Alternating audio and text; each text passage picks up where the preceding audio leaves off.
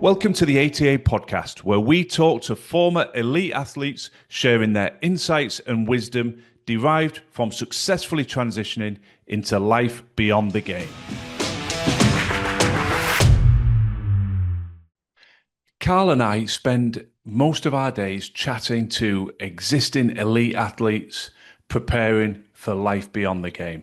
We also talk to athletes recently retired in the middle of the transition, and latterly, we also talk with athletes who are some way down the path, who retired many months or years ago, but are still adjusting and working through their transition into industry. And across those three touch points, we see the same themes consistently, the same core set of challenges, and the same drivers of anxiety, stress, and fear. And we thought it'd be prudent to re-release a previous episode that we shared here on the ATA podcast because it talks about some of those core themes. And I think step one, with everybody we try to reach, whether it's through the medium of this podcast or our one-to-one coaching, is to debunk any sense that you may be wrestling with, that you are unique in this process, that you are struggling, that this is very much about you not adapting well or not coping well. Far from it. A problem shared is a problem halved, and I hope that by sharing these key themes, many of which I'm sure will resonate with you, you feel slightly less isolated, slightly less alone, and you'll take comfort from the fact that practically every elite athlete, irrespective of age, sex, sport, discipline, whatever they're involved with, it is the same set of core challenges. So I would encourage you to listen to this episode and take stock, take solace from those themes and recognize that you are sincerely not alone. We are here to help. Reach out to us. Karl and I are more than happy to engage with you and explore how some of our coaching and training programs could help remove some of that anxiety and fear and replace it with a sense of confidence and excitement for that next chapter. And equally and arguably more importantly, please do listen to the back catalogue of the ATA podcast. We have spoken with a vast array of fabulous individuals as human beings and as athletes. And the benefit of engaging with them is to access the wisdom they have gained in hindsight. You'll have heard the phrase, we're all geniuses in hindsight.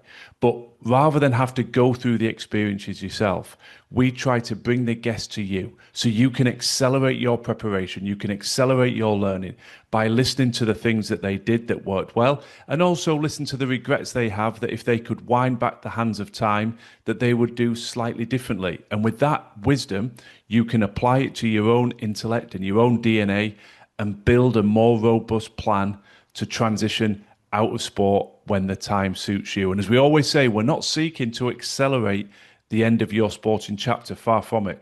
We're seeking to accelerate you to a position of confidence that you know you have a plan, that you know you will be able to transition effectively. And whether that transition is forced upon you through injury or economic circumstance, or in the ideal scenario, occurs at a time of your choosing many years from now, whatever the scenario, you are prepared, excited, and confident about what lies ahead. Enjoy the episode. A very warm welcome to the Athlete Transition Accelerator podcast. And today, it's just Karl and I, because we want to reflect on the fabulous journey that we've enjoyed with ATA. We've spoken to so many people on the podcast and indeed outside of the podcast, and we thought it'd be helpful to capture some of the themes that have come through repeatedly in those conversations and to talk to you about how we're listening to the feedback and shaping what we're building here at Athlete Transition Accelerator to ensure that we reduce the fear, the uncertainty, and the anxiety that so many of you have expressed when you consider life beyond sport, and replace it with that sense of confidence, excitement, and energy to step into that next chapter. So as we dive into the topics and the themes, Karl and I will pull some of them out, and then we'll tie it back into a discussion about how we believe we can help you align with those themes. Because as we've said in multiple episodes, we're big believers that you've got to learn from those who have walked the path ahead of you. Why go down the blind alleys, the proverbial rabbit holes, trying to find the way forward when you can access wisdom and insight from the people that have already walked the path. So when the advice is there, we want to try and take that advice and then show you how we can support you and utilize that advice so that you're in the best possible position to accelerate into the next chapter of your career. So, Karl, if I throw it back to you, what's the theme that's resonated most keenly with you in all the conversations we've been having? I mean, well, we've had so many incredible conversations, but I suppose the one that is most pertinent and the one that's come up most often is it's never too early to start preparing for life after the game or life beyond the game. Sorry, the earlier actually, the better. That's the key theme that keeps coming back to us, and this sort of comes in many different terms. But if you look at some of the guests that we've spoken to who have had challenging transitions, it stems with terrible circumstances in which they had to leave the game. And it was outside of their control. So if you look at Ollie Soames, for example, former first-class cricketer, sadly, he had to retire during COVID. The financial state of cricket at that point just meant he couldn't get his new contract renewed. Then if we look at Jenny Casson, an Olympian, former Canadian rower, she was very keen to keep going. She wanted to continue on for the next Olympics in LA 2028, but unfortunately, the Olympics made the decision to remove her event. She did have options to change weight class and different competitions, etc., but her favourite was the event that they actually took away. And then, again, circumstances completely outside of your control. We have Connor Gilsonen, who we spoke to a couple of weeks ago, who unfortunately sustained that nasty concussion injury that meant he had to retire at an incredibly young age of 26. So all these guys, Connor had a good story. He had put things in place and he had a nice transition. But Jenny and Ollie, unfortunately, it was a bit of a challenging time because they hadn't started early in their career. Yeah, and I think it's something we've said repeatedly, but it's easy for it to go in one ear and out the other. And there's no judgment to that. The young athlete, we've all been there. You feel invincible. You feel like your career is going to last forever, and that transition's something to think about in your mid to late 30s, perhaps. So I think it's been very powerful, as you say, the examples you give. And Will Fraser was another example, wasn't he, who had been there, done that, won the European Cup and the league with Saracens, but because of injury, had to retire again in his 20s. So we're not being alarmist, but we're just making people aware of investing in your future is not about accelerating you to the end of your sporting career. Far from it. We want everybody to have the longest possible career they can. But by making the time and the commitment to invest and understand what you want to do in the future, it removes a lot of that pressure. So in the worst case scenario, which as I keep saying, we hope never happens, of injury or circumstances as Jenny experienced, you've got something on the shelf. You've got something that you can say, okay, this has come earlier than I thought, but let me bring down my transition plan. So it's about being ready. And the benefit of that as well is it will enhance your athletic performance, because we all know anxiety and fear will compromise our ability to perform. And if you've got that niggling thought in the back of your mind, what am I going to do? How am I going to provide for my family? How am I going to meet my financial commitments? That will eventually erode your ability to perform at the top of your game. Whereas if you're like, okay, and we've had plenty of guests give us these analogies, I knew what I was going to do. I'd invested in understanding what I wanted to do. I felt comfortable that I was ready to step into that. Then you finish your career with a far better psychology and a far higher likelihood of performing well. Just to expand on that as well, James, and I think Conrad Smith mentioned this a few weeks back, is there's sort of overwhelming evidence to support this now as well.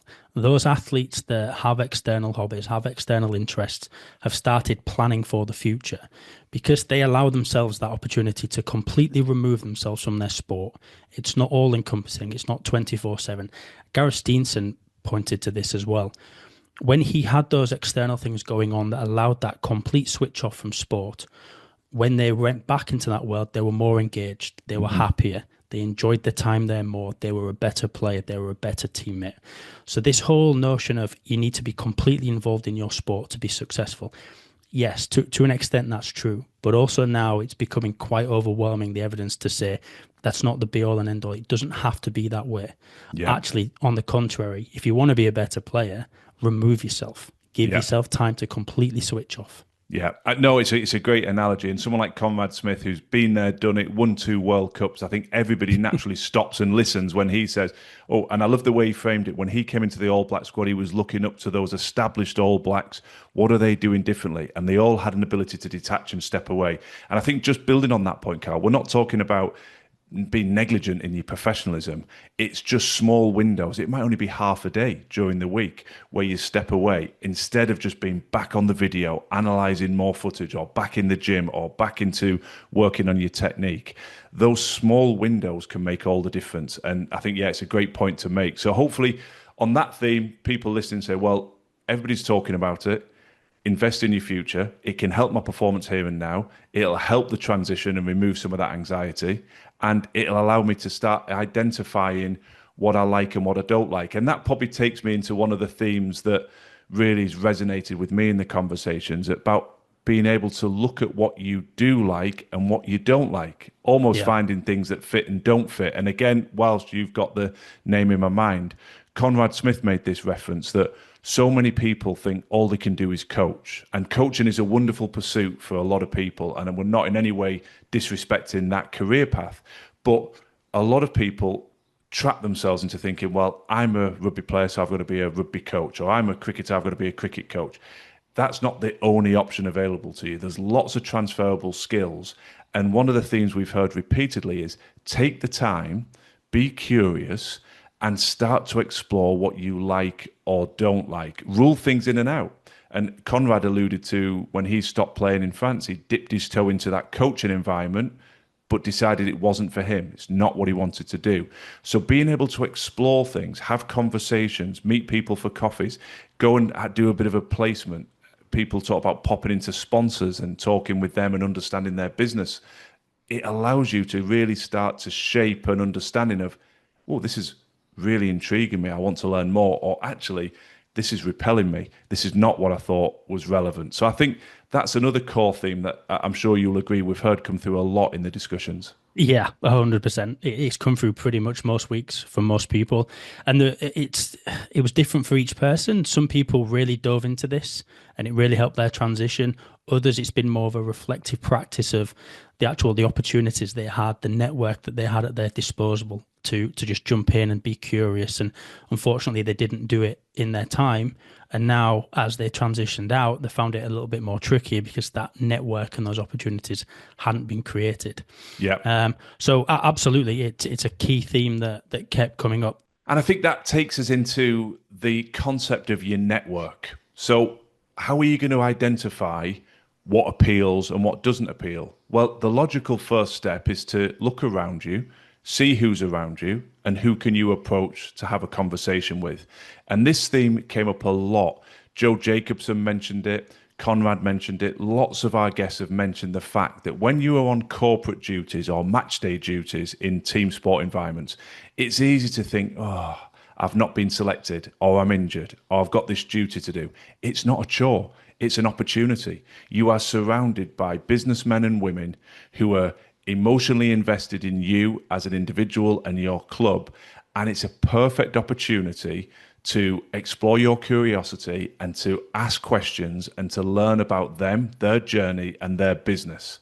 And I think one of the other core messages in this is that you have a window of opportunity. When you are still an elite athlete, these people will welcome conversations with you with open arms. That's not to say they'll repel you when you've retired, but your stock is just a little bit different. Your currency is just a little bit different from being an existing professional player at the club they support or within the discipline that they support. So I think that notion of starting to build your network is something that's really powerful. And those of you that have listened to the podcast will have heard me talk about Shaquille O'Neal. I think it was Shaquille O'Neal. My mind goes Magic blank. Johnson. It was Magic Johnson. Thank you. Thank you. Yeah. So Magic Johnson, we found an interview, didn't we, where he talked about his biggest breakthrough was when he went to the commercial team and asked for all the contact details of the people who owned the courtside seats. And he went and met with all of them, went for coffee, met them for lunch,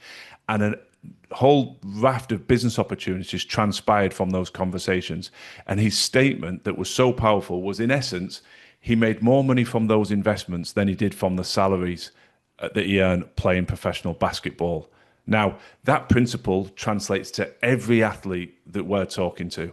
Go and speak to the commercial departments within your clubs if you're in a club, or speak to the relevant boss, CEO, MD of your organization or discipline, and just ask, who would you recommend? Who can I speak to? And I think my final point on this, Karl, is don't be frightened of a no. The worst that anyone can say is a no, but invariably, and I can almost guarantee this, if you approach anybody, whether it's within your discipline or outside, this is a transferable point for anybody listening, and simply approach someone and say, I really admire or respect what you have achieved in area X or area Y. I'd love to come and ask your advice and learn a little bit more about how you achieved it.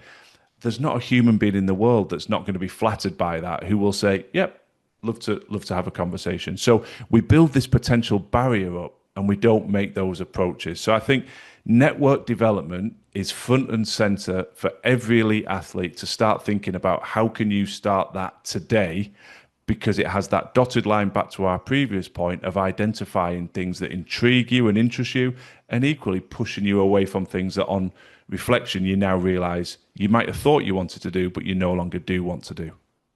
Yeah, perfect. And just to expand on that no as well, James, it's currently a no. Whether you ask the question or not, it's currently a no. Yeah. So if you do ask that question and they say no, like you said, it's typically not going to be a no, flat, that's it, done. It's more likely going to be, I can't right now. I've just got too much going on. Contact me again in a week or so and we'll explore the direct at that point. But absolutely. 99% of people will say, yes, absolutely. Particularly when your stock is high and you're a current athlete, people want to talk to you. Mm-hmm. They want to know your story.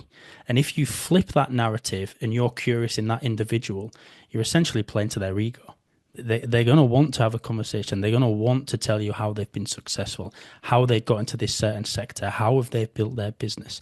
And this gives you an incredible foundation to start building your level of knowledge, not just from a standpoint of identifying industries to say yes and no to, but also you can start building up levels of knowledge that you can translate into whatever area you choose to go to.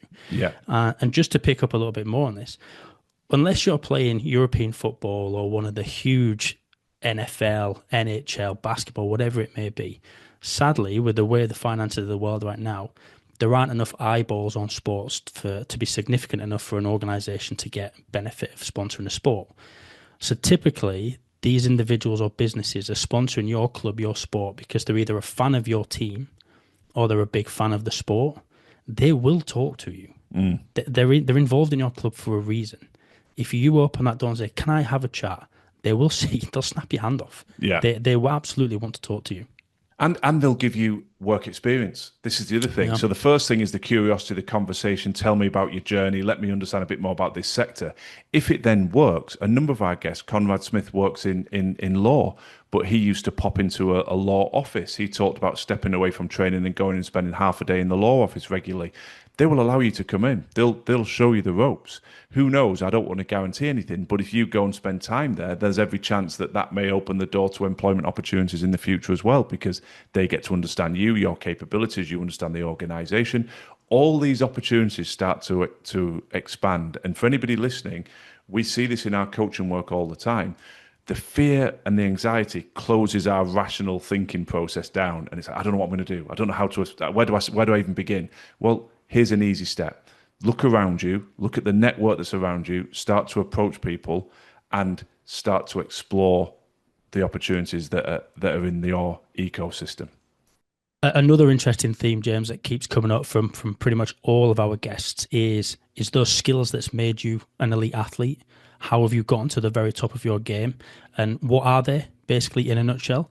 And also, sort of, what are those transferable skills and how can you use them in your next chapter? So what are some of the things that's come to mind to you there when we've had those conversations and that point's come up? Yeah, I think it's a great one, Karl, because I think so many of the athletes we're talking to have got a mental block on their transferable skills. This is where the pressure's building inside them, the anxiety. What do I do? I'm just a X, I'm just this athlete or that athlete. How will that translate into industry? And part of our work in our coaching space has very much been to sort of just take a breath, calm down. There's a whole raft of transferable skills when you actually take the time to recognize it. So, using some examples that were actually on the podcast, Conrad Smith talked about this ability to give and take feedback, to constructively look at performance, the good and the bad elements, and to build a plan and a strategy to improve, and how athletes in pretty much every discipline are being given feedback and asked for feedback on an almost daily basis. And he made that link into then stepping into industry and how surprised he was at how inefficient that feedback system was. Now, wearing my other hat as a leadership coach and the work I do away from ATA, I concur with that. I see that time and time again. So many people struggle to receive constructive feedback without letting their ego get in the way and becoming defensive. And so many people struggle to even try and give that feedback for fear of causing offense. So one of the biggest X factors I see elite athletes having is that they've been conditioned for so many years to be able to park their ego and to get used to giving and receiving feedback with the aim of driving their performance. Now, they can carry that over into pretty much any sector, role, or industry they want to step into, and it will give them a competitive advantage, because we can promise you it's not the norm. So immediately I want to sort of really anchor that one in with everybody listening to say, yeah, well, I do have to give and take feedback every day. I didn't realize, probably, as you hear us talking about this, you probably don't realize what a transferable skill that is. So that's probably the first one that comes to mind.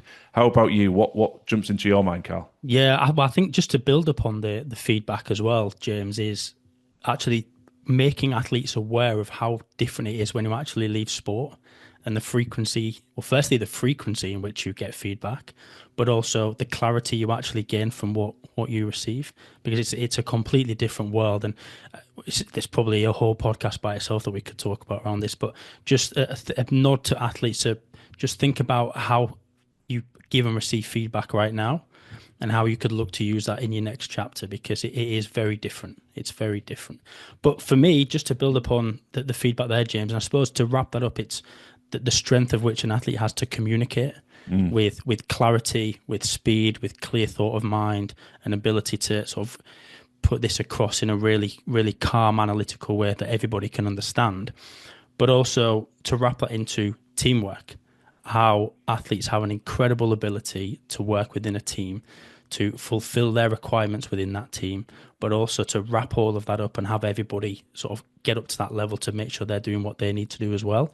And communication and teamwork has actually come up quite a lot, not just in our podcast, but if you look outside of this, and again, outside of sport, there was quite a lot of research that recently came out of the US that was exploring why are businesses failing and what are the common themes that we're seeing.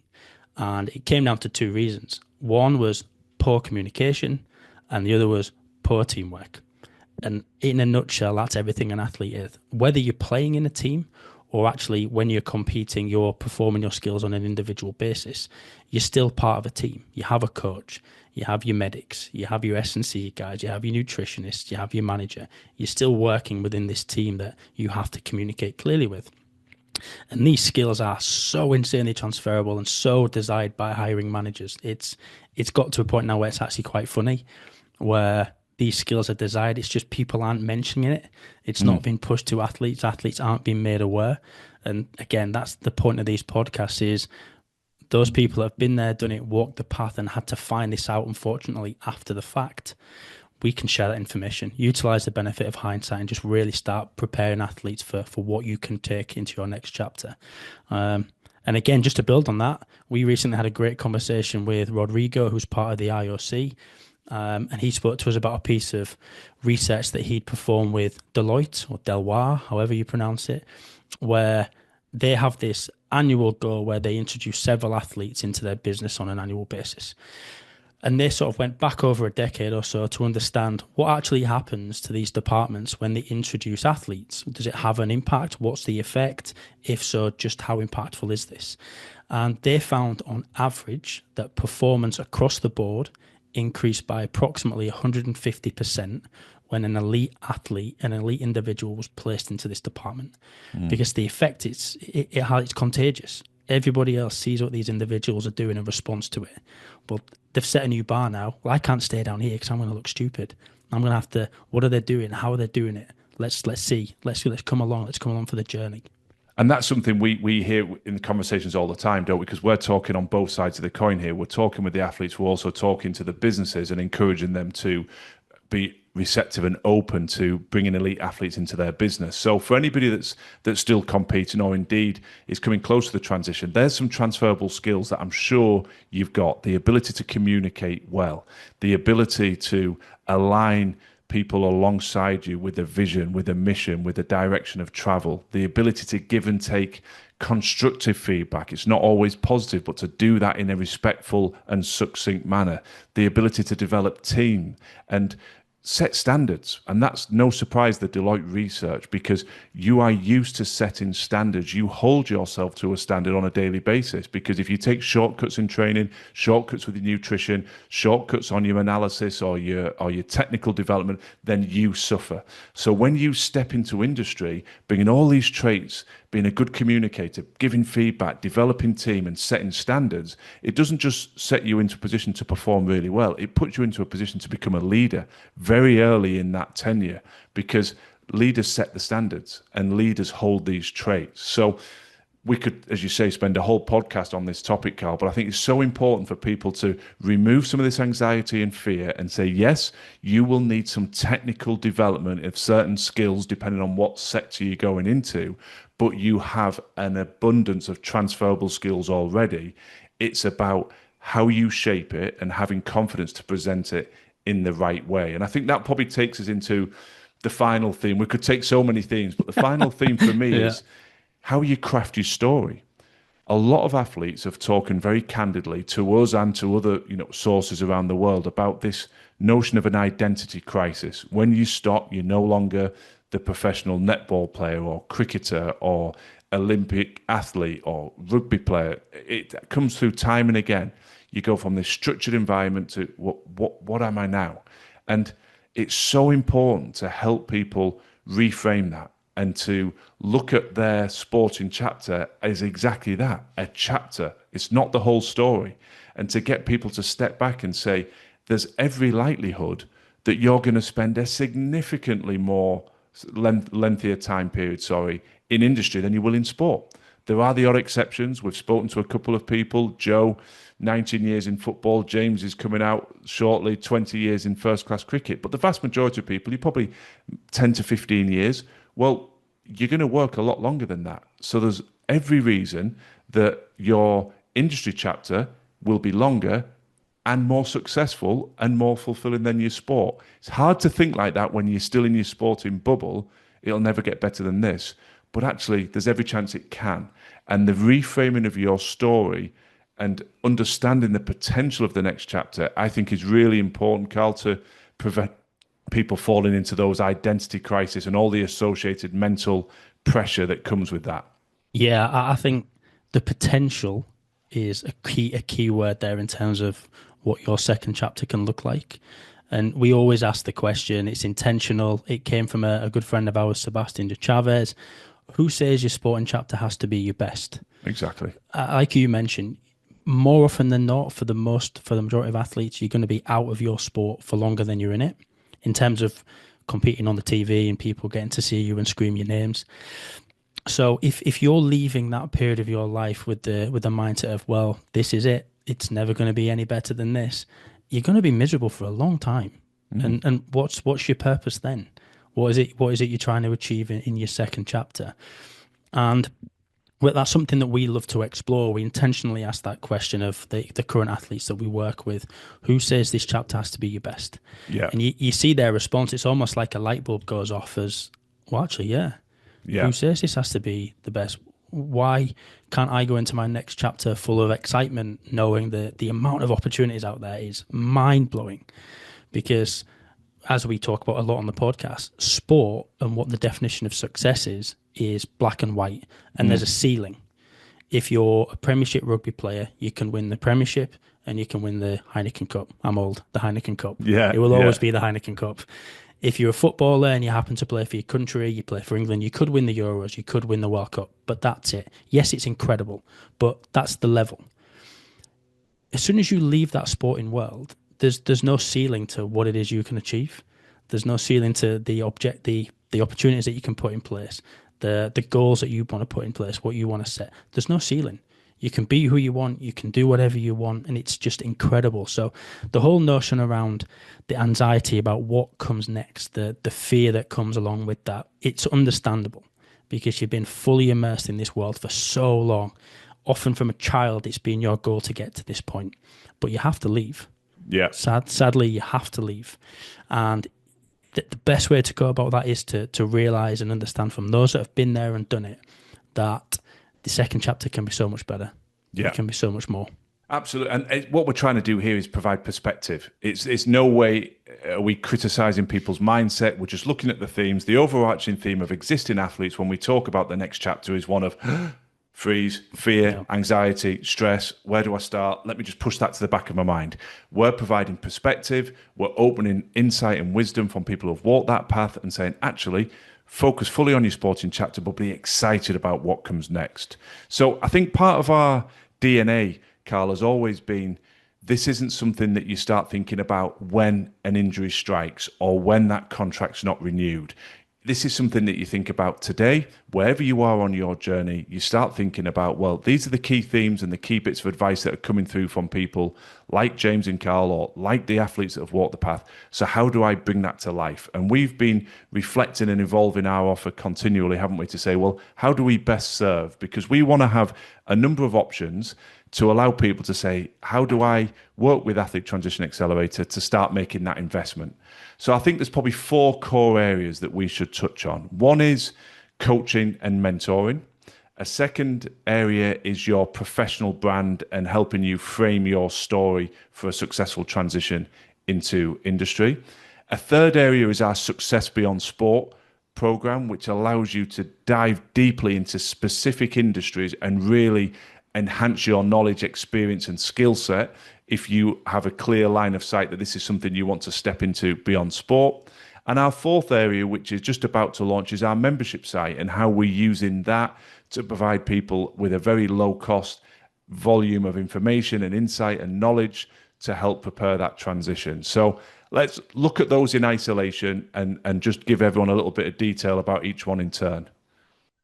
So let's start with the coaching. We recognize that every athlete's different. Everybody's got different fears, different anxieties. Yes, there are themes, as we've talked about on this podcast, but the coaching and the mentoring support is about getting underneath the bonnet of exactly where you are, where you want to get to, what the potential real or perceived barriers are to arriving at that destination, and starting to shape a plan. So we spend a lot of time understanding you as an individual, helping you identify what's important to you, what your values are, how you define success, and supporting you with the benefit of our experiences personally, and also the wisdom and the insight we derive from the hundreds of conversations we're having every month. There are so many patterns in life. And as we said earlier in the show, you can walk down a path and think you're the first one to walk it and walk into dead ends and roadblocks and all these stress points and frustrations. Or you can take a moment and access insight and wisdom to avoid some of those pitfalls and to find the shortcuts to move more effectively down the road. So one of the blessings of what we now do is we spend so much time talking to people. We're constantly being exposed to great ideas, great strategies, and we never breach confidentialities, but we can obviously gather that individual insight and we can help bring it to you as part of our coaching and mentoring to say, we've seen people in similar situations. Here are some of the things that have worked for them. So the coaching and mentoring is very bespoke. It's very personalized. And that's one core area of how we can help you prepare for life beyond the game. Perfect. Yeah, the coaching, I mean, that's a key offering that we have here at Athlete Transition Accelerator. But to sort of add on to that, and it's almost complementary to the coaching, is the professional branding. Mm-hmm. And it's something that, truth be told, it wasn't something we really thought about. It wasn't part of the initial conversations we had. But as we were talking to these former athletes, and again, utilizing the benefit of hindsight, one of the things that kept coming up was they wish they'd understood how to utilize LinkedIn and really create a story around, yes, their sporting chapter, but what is it am I doing now to be ready for life after this, and developing that network. And just on top of that, with the former athletes, it's actually coming up now with current athletes, because everyone's really comfortable with Instagram story and Facebook and TikTok and all this sort of stuff. But that's not really your professional brand. Your professional brand is tied to that of LinkedIn. And we're getting asked a lot of questions around how can I really utilize this platform to generate that network and to reach out to people. So one of the things we do is we will walk you down a path in how to fully optimize your LinkedIn. So we help you create a narrative and share your story. And this ties nicely back into the networking point that we made earlier. So more often than not, what you're going to be trying to do with LinkedIn is, yes, tell the world what it is you're doing to be ready for life after the game and the industry that you're interested in. But to accelerate that readiness, to really grow your knowledge and prepare yourself properly, you want to identify people that are doing the role that you want to do now. And LinkedIn is an amazing place to find these people, to connect with them, reach out to them. And like we said earlier about just dropping people a message, drop these individuals a message, have a conversation with them. How have you gotten to this point? Because you're currently doing what my ambitions are in life after this. I want to get to your point when I leave my sport. So we will help you fully optimize your LinkedIn. We'll help you create your narrative, and we'll really start to share what it is you're doing to make sure you develop the right network and connect with the correct people. I think what's nice about it, Karl, is we talked earlier in the piece about developing your network locally, looking within your existing sporting discipline, club, organisation for who are the people that are already invested in what you do. And that's a very much personal priority, that you reach out and you make those contacts. The beauty of networking through something like LinkedIn is you expand that globally. So it's not something to be fearful of, it's something to embrace. And like everything, there's no commitment that you have to spend hours a day on it. Far from it. You can do as little or as much as you want, but you are creating a shop window to make people aware of who you are, what's important to you, and to start attracting opportunities, drawing opportunities towards you, opening up conversations and dialogue. And it's not a difficult thing to do, but like everything in life, we don't know what we don't know. And a lot of athletes have come forward and there's just an ignorance, a lack of understanding. They've never needed to use it. We were no different until somebody then says, hang on, this is the best way to use it. You don't know. So it's very much about removing another one of those sources of fear and trepidation. I don't know how to use this platform. I don't know how to. It's not complicated. You just need a framework, and we can help you from the most basic of instruction through to actually supporting, managing, creating content with you and helping manage your account for as long as you need that to happen. So the third area to mention is our Success Beyond Sport program. Now, some people will sit down with in the coaching and mentoring, and they're very much at ground zero. They don't know what the plan is yet, and we're building that plan and we're opening their mind to different opportunities. Within the Success Beyond Sport program, we've identified 2 or 3 core areas that so many athletes are expressing interest in, that we felt we needed to provide something more substantive, a deeper dive into that sector with a very, very simple objective. It will furnish you with insight, wisdom, skills, and training that if you decide to step into that sector, you will accelerate to a higher level, a more senior position, a higher level of salary, a higher level of autonomy and fulfillment. But equally, playing devil's advocate, maybe when you've done that deep dive, it actually gives you a perspective and a recognition that this is not what I thought it was, and I've actually decided this is not the sector I want to pursue.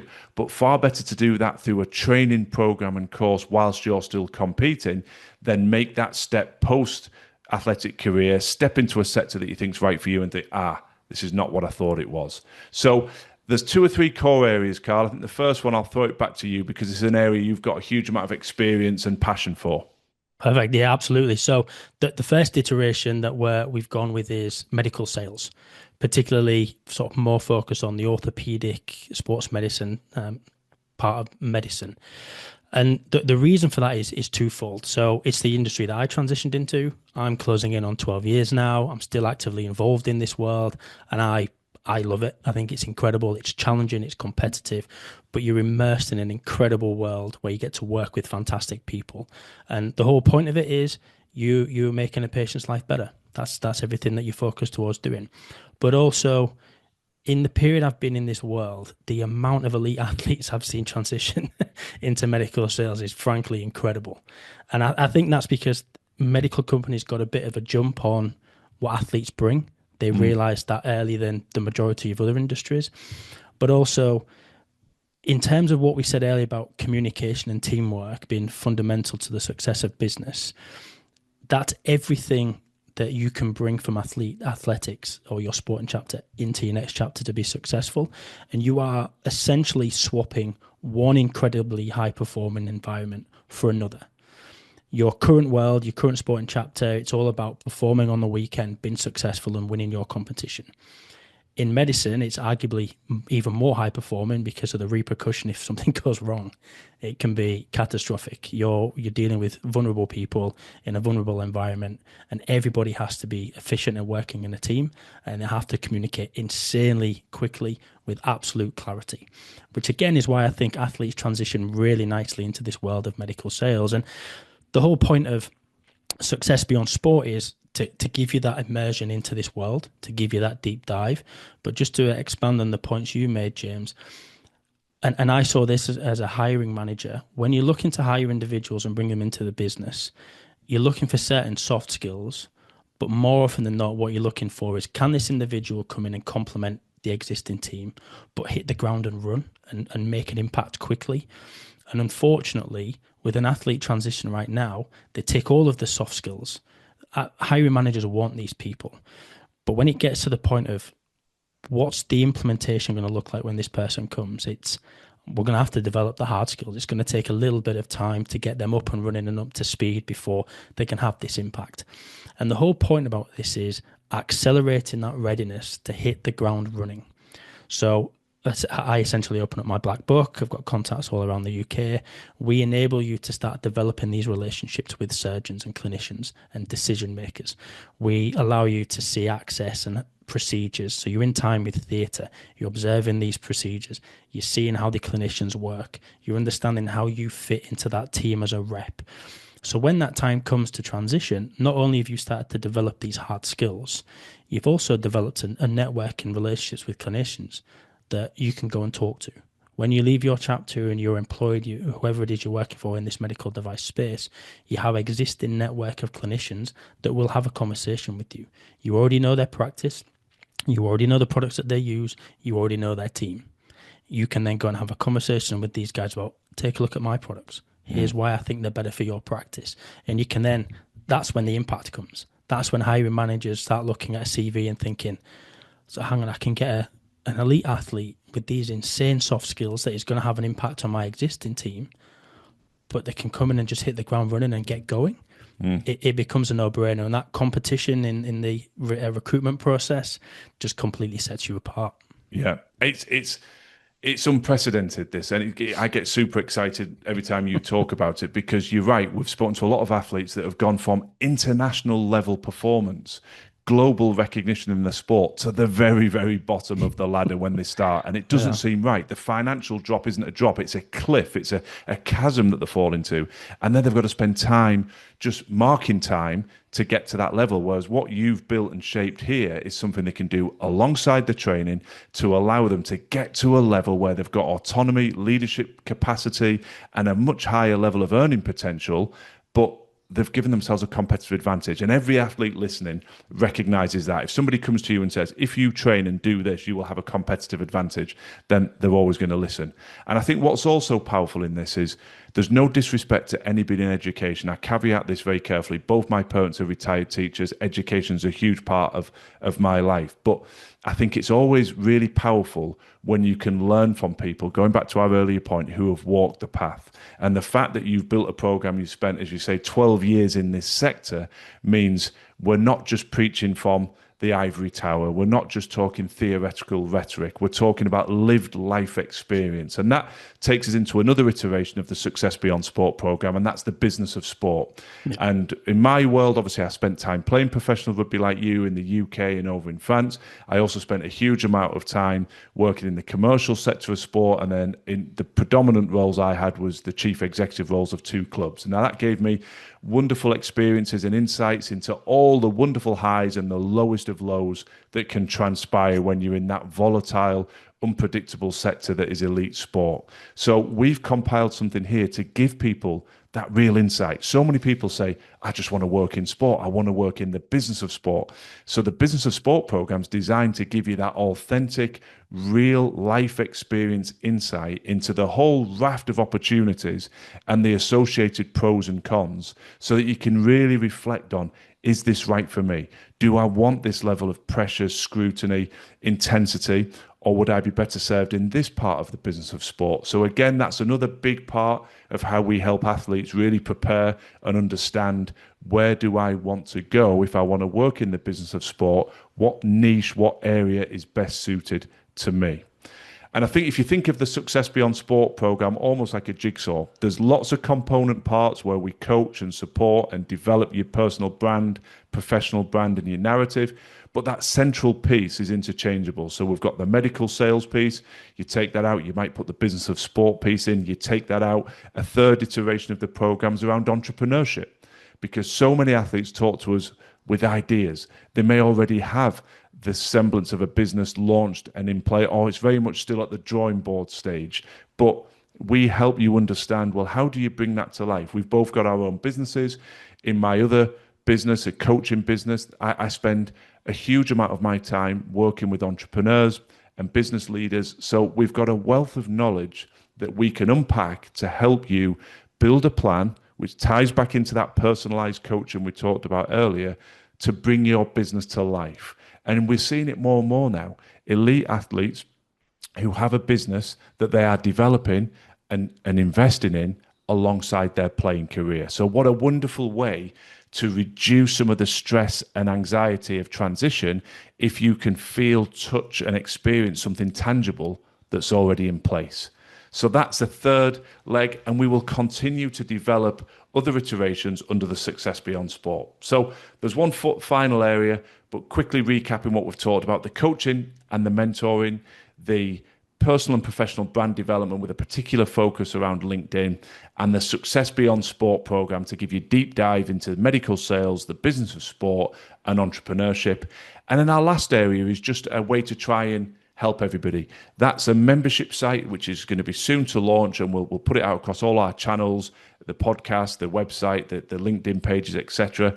And it's just designed to be an archive of information, no commitment. You can pay a monthly fee, you can cancel anytime, and it allows anybody to dive into that and extract information that can help support them accelerate into a successful transition. So that's our recognition that not everybody's going to be in a position where they can invest in personalized coaching or a Success Beyond Sport program or brand development workshop. So we want to ensure that we're inclusive and we have opportunities to help everybody. Obviously, the podcast is a core element of that offering, but the membership site will be another area where we hope that there's no barrier of entry through cost. It'll be circa probably £8 a month, and as we say, you can cancel that at any time. So they're the four key areas that we're hoping align with everything we've heard, allow us to tap into these themes. When you think back to the themes, how do we help you build a network? How do we help you rule in the things that you like and rule out the things that you don't like? Everything we've talked about at the back end of this episode is designed to give you the chance to do that. And we go right back to our core objective: removing fear, removing anxiety, and replacing it with a sense of excitement and confidence about how you transition into that next chapter. So we hope this episode has been helpful. DM us, reach out to us personally, emails, all the contact details are in the show notes. But we're here, we're ready, and we're waiting to help you start investing today in the successful transition as and when you need to make it into industry. Thanks for joining us this week on our ATA podcast. If you found this conversation insightful and it resonates with your journey, please subscribe, follow the show, and stay connected with us for more insights, resources, and information on how we at ATA are supporting your preparation for life beyond the game.